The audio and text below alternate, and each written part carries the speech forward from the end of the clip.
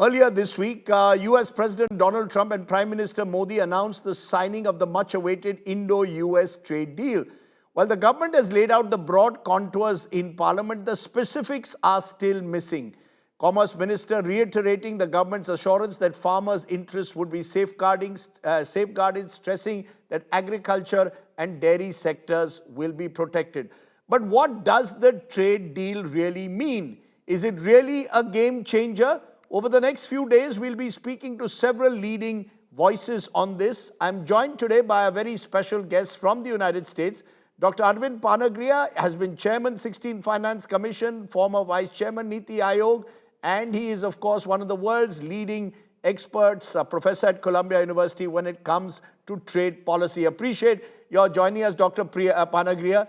Now that that announcement has been made, your first reaction, I read, was to call it the father and mother of all trade deals. Do you really believe that the celebration should not be, do you believe the celebration should be put on pause mode till we see the details of the deal? What makes you believe already that this deal is the father of all deals, sir? As far as celebration is concerned, I don't mind having two celebrations. So I would not put it on hold, at least for the first one. From India's point of view, the two deals together do actually make the mother and father of all deals, because these are the two largest entities with which we trade globally.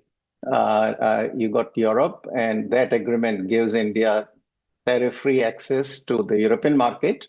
And then you got the United States, where we have not tariff-free access, but access at tariffs that are lower than most of our competitors. So in a way, from any potential investor's viewpoint, India now becomes extremely attractive location.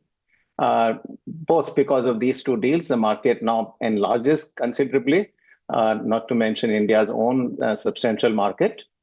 But also India has a very large workforce, about maybe 600 million or so, with more or less all levels of skills being available here.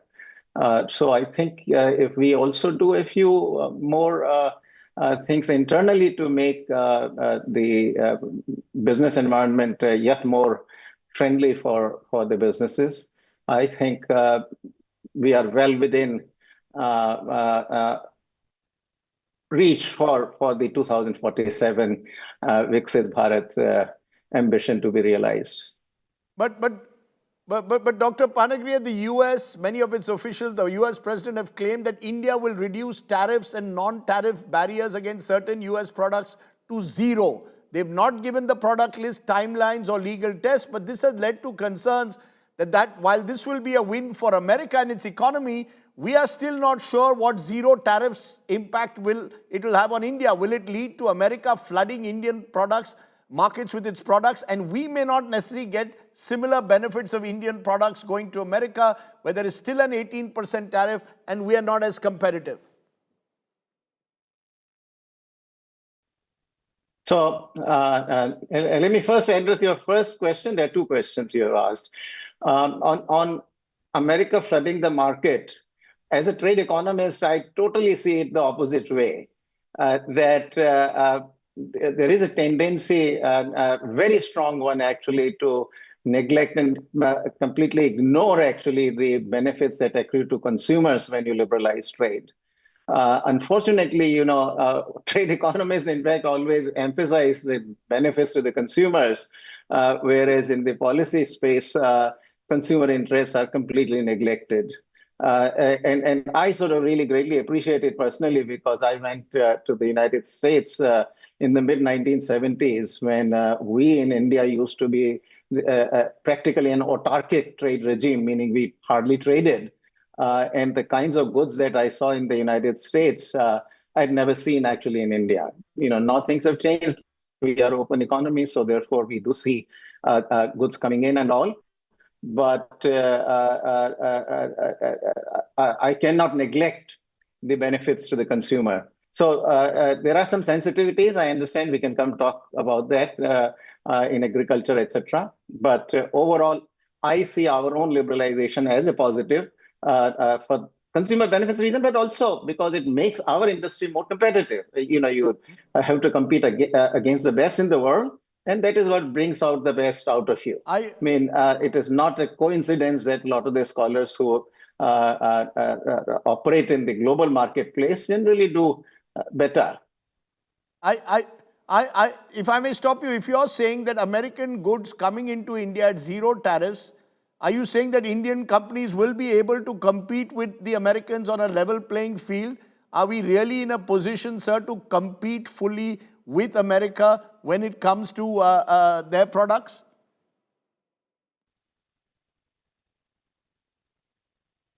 Yes, and I really think, again, look at our own experience. In 1991, when we first opened up, there were so many kind of these fearful voices. Even some of our industrialists arguing against this liberalization at the time and all. But actually, what followed was much greater strength evolving into the Indian industry. Today, Indian industry is way stronger. I think there's no comparison what our industry looked like in 1990s and what it looks like today. Even if I give you some numbers, in 2002, our exports of merchandise were about $50 billion.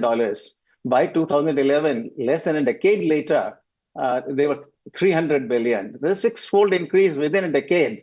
It's very rare for anything to go up six-fold within a decade. So, competition does do good things for you.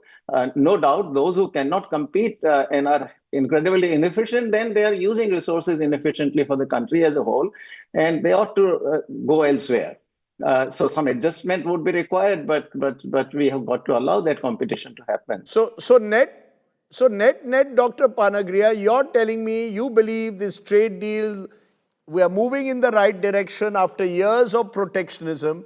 You believe that we finally recognize the importance of trade liberalization, and in a sense, perhaps, you see this much like 1991 as an opportunity that can enable industry in India to make a great leap forward. Am I broadly correct, sir?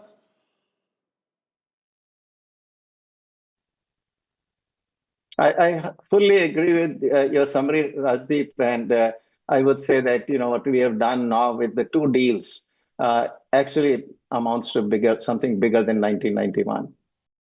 You're making a pretty big statement to me, sir. You're saying that this is an even bigger moment than 1991.